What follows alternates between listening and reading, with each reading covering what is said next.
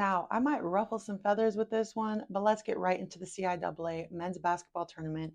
I'm in Baltimore. Thank you to Urban Edge Network and HBCU Plus. Let's look at the schedule, these matchups, and my predictions.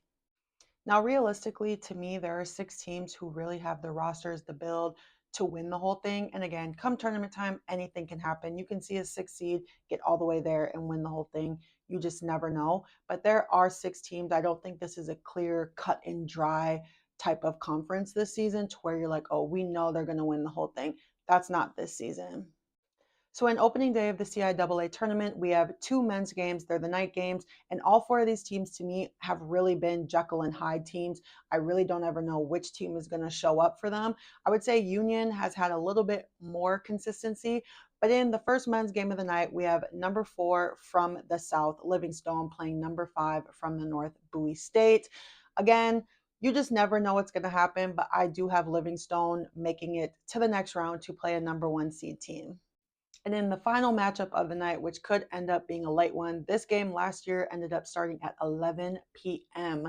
We have number 4 from the North, Virginia Union, and number 5 from the South, Shaw. In this matchup, it could really go either way because Shaw is really a Jekyll and Hyde team, and based on how they show up, but Union plays a really good zone that I think could throw Shaw off, and I have Virginia Union advancing to the next round.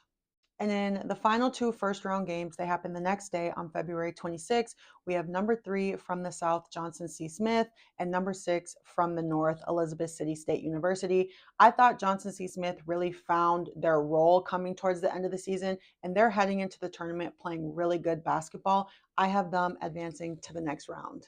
And in the final first-round game, we have number 3 from the North, Lincoln, PA, taking on number 6 from the South, Winston-Salem State. Winston actually won their last 2 games of the season, so they're entering the tournament on a win streak. Lincoln's coming off of a 40-point win. I do have Lincoln advancing to the next round, and they do have the potential to reach that championship game yet again. And the same with the girls, the top 2 teams from the North and the South get a bye in the first round.